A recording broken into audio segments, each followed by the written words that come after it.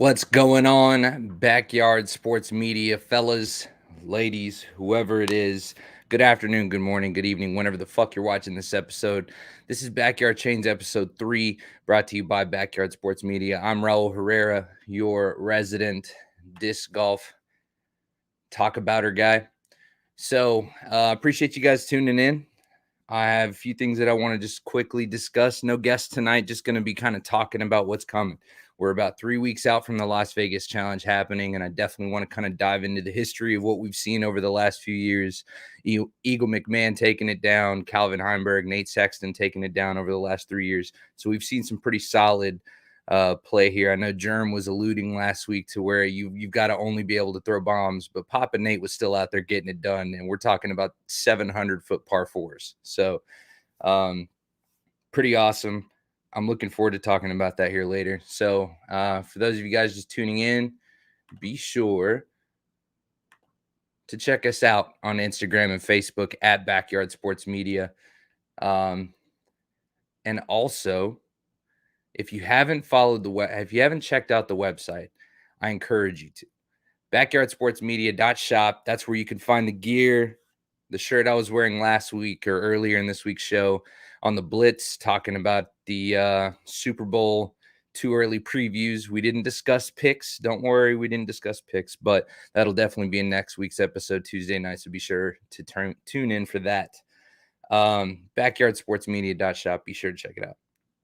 So, quick little most recent news since we've talked about since we last spoke with Jeremy and Big Therm, Big Germ. Big thanks to Big Germ for his time, and having him on the show is awesome. He's always fun to talk to, and I think we talked for a lot longer than either one of us were really anticipating. But still, it was definitely a fun time. So, anyway, so let's get into it. The 2021 Women's Performance of the Year was Kristen Tatar's final round at D-Glow. Well deserved. What a great performance there. I'm not necessarily surprised. I feel like a lot of people would probably say that they wanted to see Kat's world championship victory, the whole situation, but I feel like that was more done by Paige Pierce than it was by Kat, you know.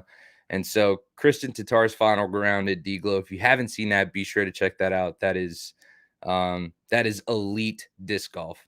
And of course, the 2021 Men's Performance of the Year, James Conrad, the holy shot, the shot heard around the world. I mean, come on, it does not get better, right? This is possibly especially given the moment, the fact he was one stroke down, he did not get the run up that he needed, so on and so forth. Like he really had to. He was playing scramble golf after the tee shot, and he was a hole down to Paul McBeth, looking to put on the 6X. I mean, it was imminent for everybody. And so next thing you know, 247 feet out with an Envy that is now available, pretty readily available for anybody who wants it. I've seen 4 or 5 out on the courses that I've played in, and they are great discs. So be sure to check those out. 247-foot banger. I mean, just to force a playoff. And then from there, he gets it done doing what he does on that hole. I mean, he had just aced it. So, I mean, come on, it's going to happen. Yeah, so obviously that needed to be the performance. Men's breakout player of the year, that got released right before me and Germ talk. We didn't have a chance to kind of talk about any of the more recent news. But men's breakout player of the year, Kyle Klein. And definitely, I mean, we saw some elite level putting from a kid. I mean, and it's no disrespect to Kyle. I don't mean that in a bad way. It's just he's so young, and I mean, putts so well, great control of the disc at distance, shot shaping. He has a very high level of understanding of what his discs are supposed to do. And yeah, it's just impressive. So obviously well deserved there. Women's breakout player of the year, Missy Gannon. Another shoe-in. Too early to tell women's breakout player of the year next year, but I'm going to call it Kona Panis. We'll see that. All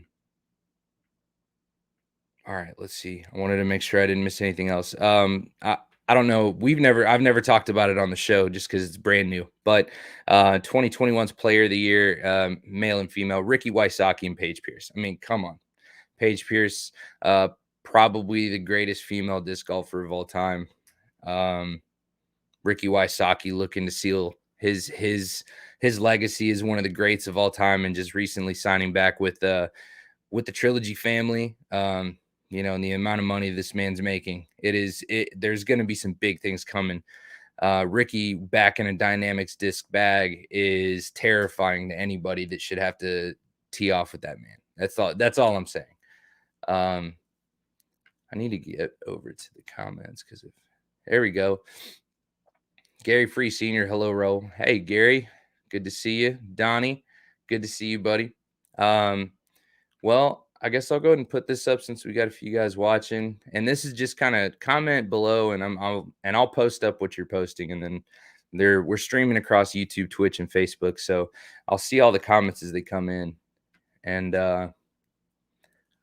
be able to kind of share that with everybody and talk. So, anyways, lots of crazy shit has happened this offseason, and I won't say I didn't like, because obviously Germ has a much better understanding of the disc golf world than I do, but I was just kind of surprised by how nonchalant he seems to be. Like, this isn't a big deal.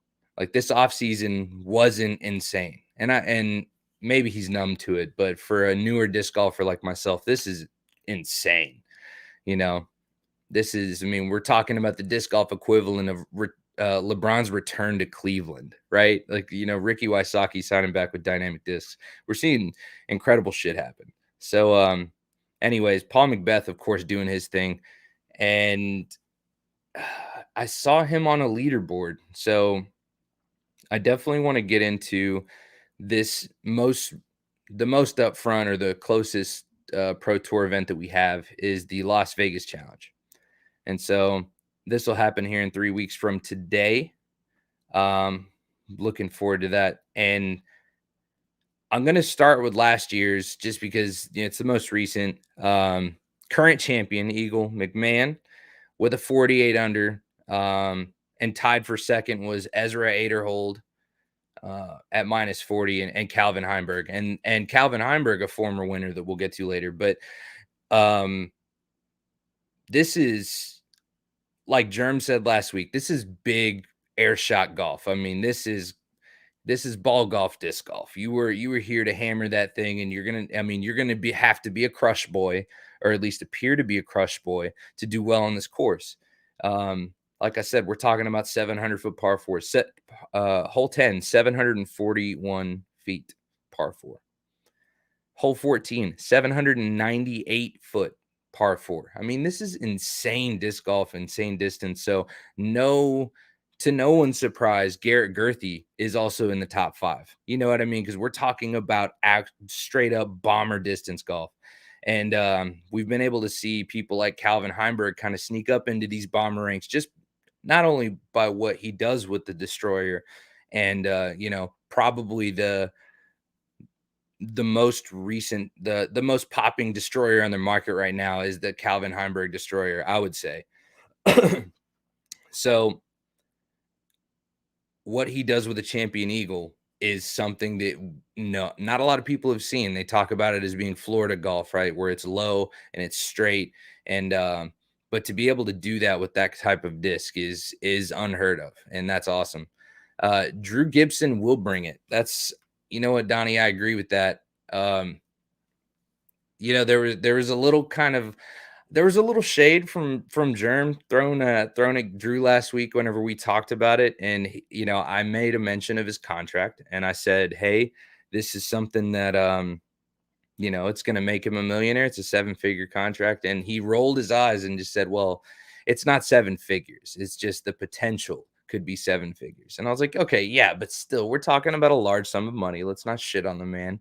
And he didn't. I don't think it was intended as shade, but I think regardless, he's getting paid a large sum of money to throw the disc. And I'm not going to say he's an underdog, because you give that man low straight shots and you hand him a buzz, he'll fucking run the course with you. He needs 2 discs. He needs a Penrose EV7, his Tour Series, and he needs a buzz. And that's all he needs. And then he will likely beat you on any course in this fucking country. It's insane. what Drew Gibson can do with a disc with two.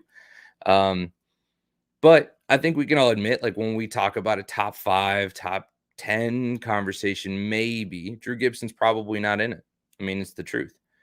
Um, there we go. And Donnie agrees, says the truth. So I think that Drew Gibson is stout, and so that he's going to really have to put it up because his marketing is next level. Like he is very well invested on the marketing side of the house. He just now needs to make sure that his hands, he's raising the trophy at the end of these tournaments, and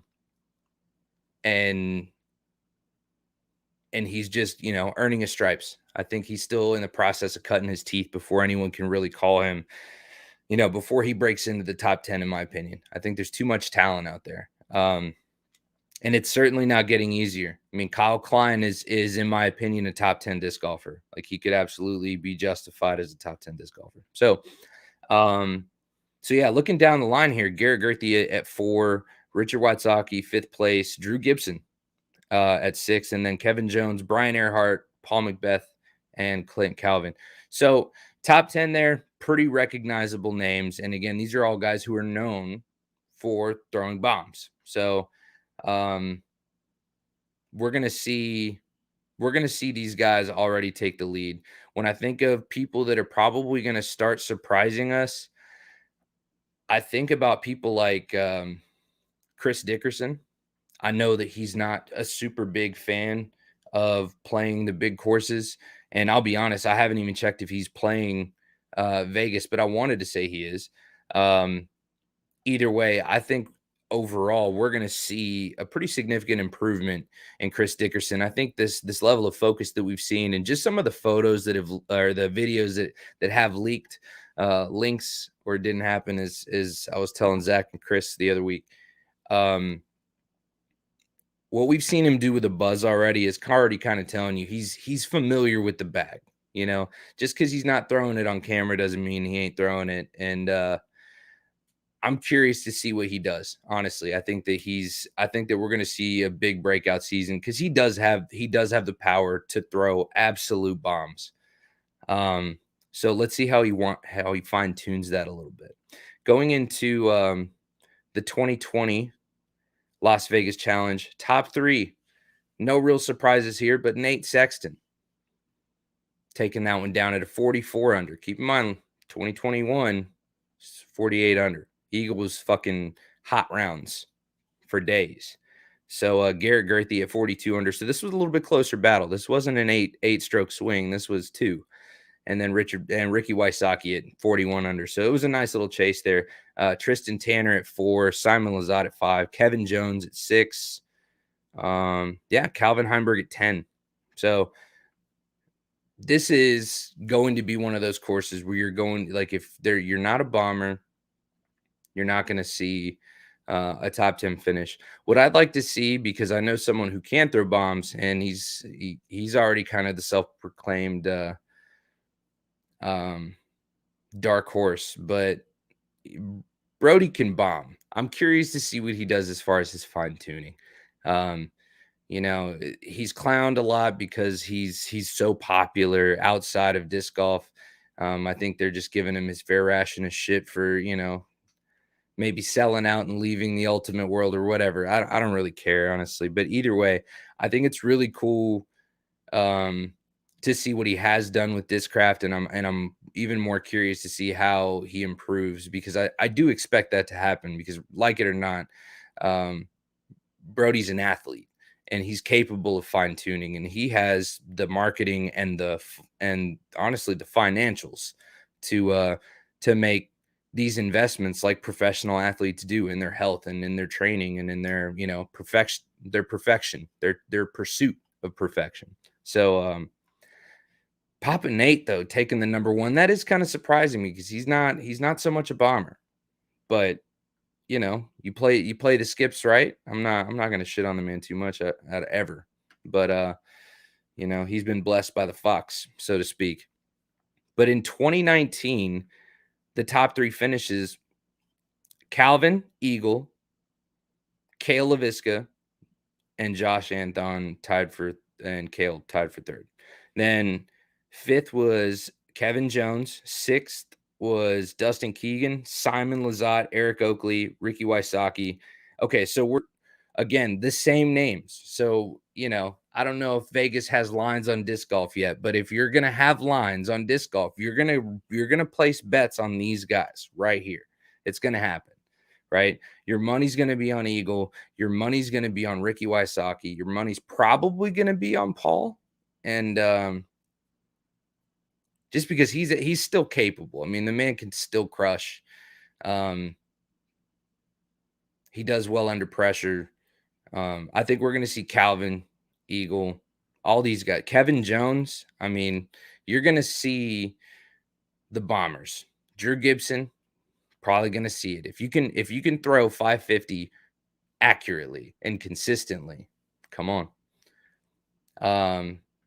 Donnie asks, how does the course play for lefties? So the course plays pretty open for everybody. I mean, there is some shot placement. I'm not saying that it's not there, but the priority is just wind and shot placement inside of like the small brush type. I mean, again, this is basically desert golf. You're dodging brush more than trees. So I think the lefty plays probably the playing field's pretty level. Just more depends on the wind. So this is a windy course, obviously a golf course too. So you've got big skips, you've got grass that is very reactive. Depending on the wind, you could see a lot of rollers. I mean, you're going to see all kinds of shit. So I think that how open it is, it should keep the playing field pretty level.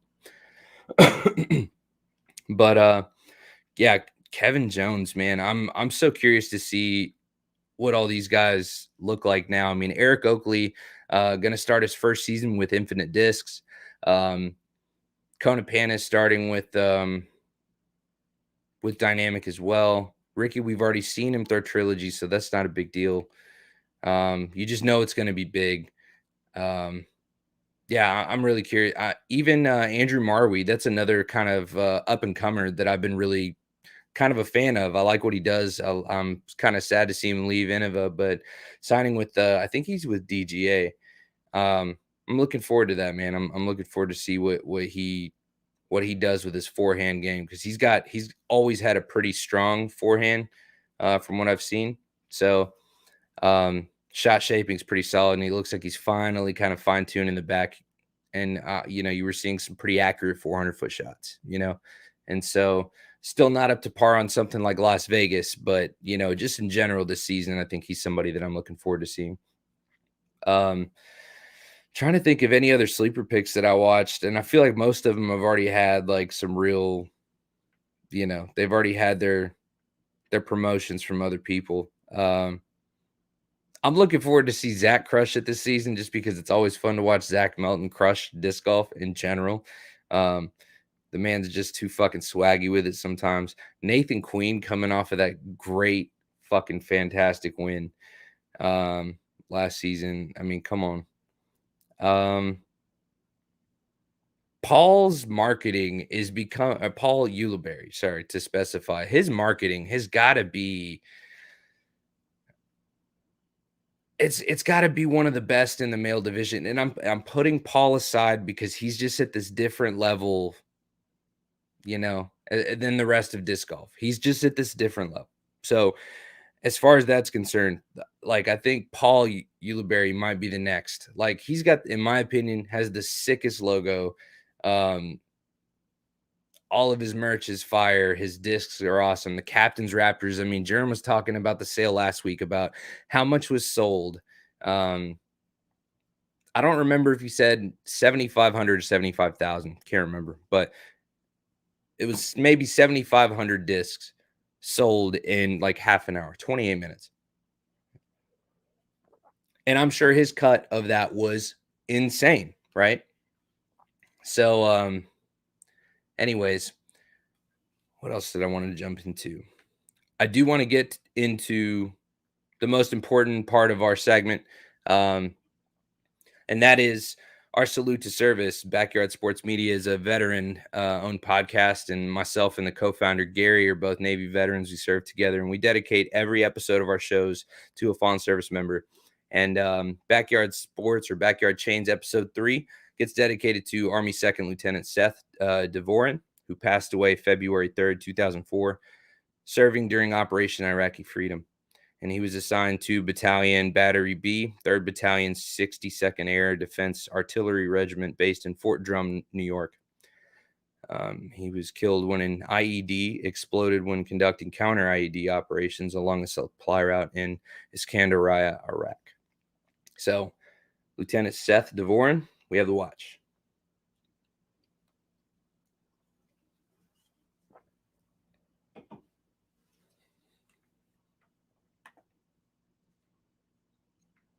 And now, hardest transition of the show, as we always say. I want to pull up the rest of the tour for this year because I am interested in talking about that for sure.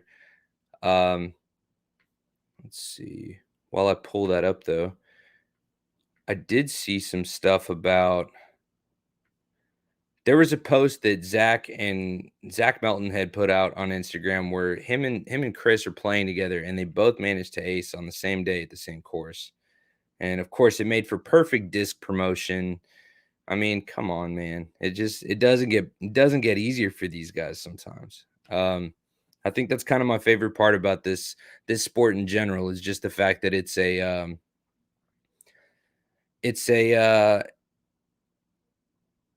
a sport where everybody always roots for one another. Like, it doesn't matter if it's even your competitor, like regardless of what happened between Paul and James Conrad at the World Championship, like Paul looked at that shot and was like in amazement, right? And then of course still dapped him up. This is next level. You don't see this kind of sportsmanship really ever. Like, you see the gentlemanly handshake, of course, on the golf course. You know, you see the friendly exchange of support after fights in the UFC, the handshakes or whatever in football games. But this is next level because it's consistent. It's throughout the entire game. It's, hey man, great shot. Oh, hey man, good putt or good up, whatever. Like, just there's constant camaraderie, and I'm with that shit. Um, I think that's one of my favorite things about this. Everyone's always just kind of cool. So let's look at the 2022 PDGA majors. Starting at Las Vegas, February 24th. Then they move on to Waco. So Waco, talked about it a little bit in last week's show, but Waco, that is the woody course. That is the open and windy course as you're having to drive and approach from the fairways alongside the Brazos River there in Waco. I mean, playing beast is a beast. They call it that for a reason. It is a miserable course, and the weather we've had lately hasn't been good. So I hope it gets better next month. But that's March 11th through the 13th in Waco, Texas. Then they'll move it up to Texas State's in Tyler. Looks like a week or two later, and that's another fun course as well. I mean, I think that one was. I feel like that's a good, healthy stop on the way out of Texas. I would love to see them come back and play a course in Austin. I don't even know that there's even a course that's really qualified aside from Roy G, maybe Circle C. But yeah, I would like to see that come to Austin for sure. Just selfishly more than anything. I think Donnie would agree with me there. Jonesboro Open, and this is another good one because this is where you see the low flat dart throwers. This is where you're going to see Drew Gibson kind of show his ass. This is where you're going to see Calvin Heimberg kind of play the game, and this is Kevin Jones's backyard. So this is the disc golf that he grew up on. So this is where we're going to see him continue to fine tune his game, and we've seen nothing but improvement from this kid. The jumping death putt. Are you kidding me? Like, what? Germ coining the term that we'll see later on in Jomez covers, I'm sure, but Cajones. I'm with it. I think it's such a perfect name. So shout out Germ for that one. Hilarious. From there, they go to DDO, and that's April 28th, and that's Emporia, Kansas. And again, this is woods, but this is also a lot of wind. This is a lot of wind. That Kansas grass doesn't skip an awful lot. And so, yeah, from there, they'll go to the OTB Open in Stockton, the Portland Open, the Preserve. And then from there, we've got all kinds of mixtures and plenty of shit to talk about. That's for a later episode. We've got a great season ahead of us, and that's what I'm most fortunate. That's what I'm most happy about. I think we've got a lot of people that we're looking to see kind of grow. Calvin Heimberg taking a huge uptick on the social media presence. He's got sports management representation with Beacon. He's got a disc sponsor, a disc die sponsor. He's got, I mean, he's always had the sponsorships with Grip and Whale Sacks and all those other guys, but the marketing that we've seen all together are at next level. And so we're seeing him interact with people more often, which is awesome. I hope to have him on the show. I'm certainly trying. So, anyways, and by the way, if you guys have anybody in particular that you guys want to hear from and would like me to try to invite, let me know. And if I haven't already shot him an invite, I will for sure reach out to him and do what I can to try to get him on the show. Everyone's been kind of responsive. I'm talking to Luke Humphreys. If you've watched GK Skins, you probably, or OTB Skins, I'm sorry. You would probably have heard of Luke Humphreys. But yeah, I'm looking on having him on the show. And I have talked to Beacon Sports Management about having KJ, having Yuli, and having Calvin all on the show. And I'm hoping to do that. And another kid, another up and comer, and that's someone else that I forgot earlier, Connor O'Reilly, out of the Austin area. So local boy, but man, that kid crushed last year. So I'm really looking forward to see what he does. As he just got his an extension just a couple weeks ago, with Latitude. So that's pretty awesome.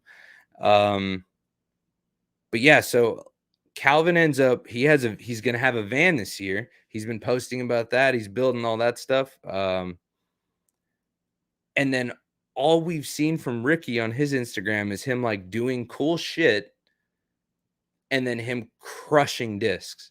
I mean, chaining out from 300. It is this to say this man's in his element, I think is a fair assumption. You know what I mean? I think we are all completely safe in assuming that this kid he's definitely in his zone. The peak health certainly helps. Last year we saw a huge change in his trajectory, and this year I don't expect that to change. I think him coming home is going to be huge. We saw Eagle have a lot of,